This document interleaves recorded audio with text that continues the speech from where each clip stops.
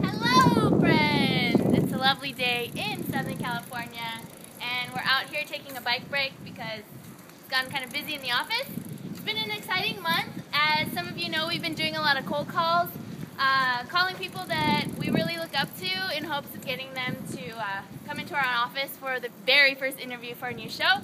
Although it's been fun and exciting, it's also been super duper nerve-wracking and stressful because it's hard. It's hard to hook in these leaders who are extremely busy and pretty, well-known, who have crazy busy schedules, and rejection is never easy.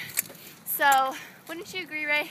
Yes, absolutely. So we just want to let you know that anybody can do a cold call. It's tough and you might not be the most polished, but that's the whole point of it. If you can be sincere and you can open up and you can really tell these leaders why you want to talk to them, that'll shine through no matter how nervous you are or how much you fumble over your words. So to kind of illustrate that, we ambushed the people in the office and kind of hit them real fast and said, who would you interview if you had the chance to? And if you were on a cold call with them, why would you say you wanted to talk to them? What hook would you give them? How would you bait them to give you an interview? So check out this video. All right, so we're gonna ambush Maya. She's the show's director. She's right here. You're on camera. We're ambushing you. We're doing a cold call. So who was one person that you look up to? Oh, that's alive? Yeah, that you would interview. Oh, that I would interview? Oh, hey, James. Hey. Who's one person you look up to?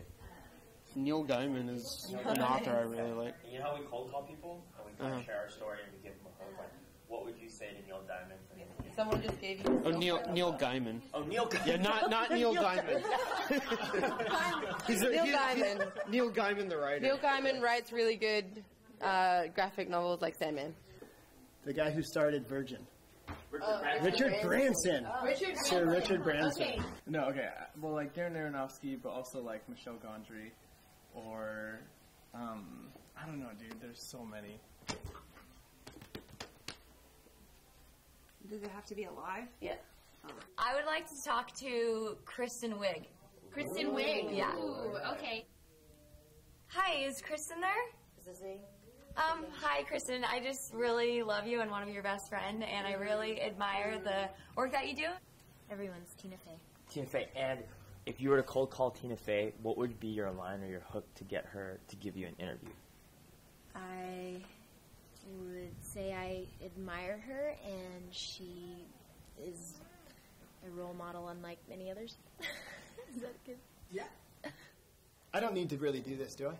No, you don't have to. Yeah, because that throws me off. That throws me off my game. And so do you think you could sit down and have a conversation? It's not really an interview. It's just kind of like a conversation hearing your story. I would love that.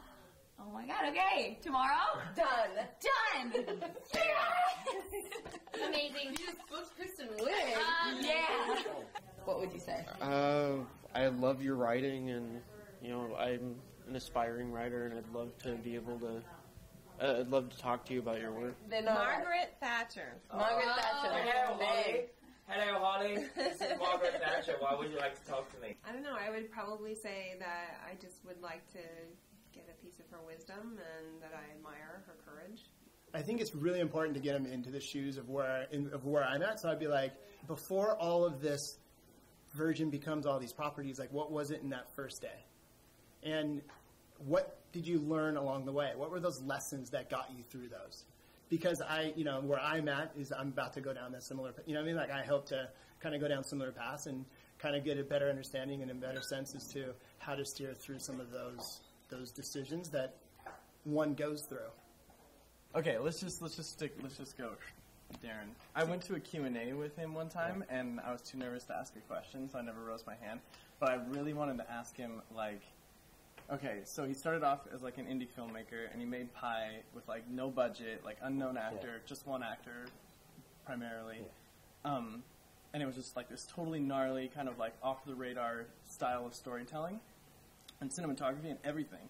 And since then, he's like gained momentum with like Requiem for a Dream being more like a mainstream success, and then obviously like Black Swan and Wrestler in the last couple of years. He's like regarded as like one of the fine directors of our time, but he's like maintained that like I'm not going to play by the rules attitude this whole time. And so that's what I want to ask him about. It's like, how do you do that when you like, even for me, when you get like 4 or 5 people working with you. You know, and then it's like 10 people, but now it's like he's got millions of dollars, you know, hundreds of people.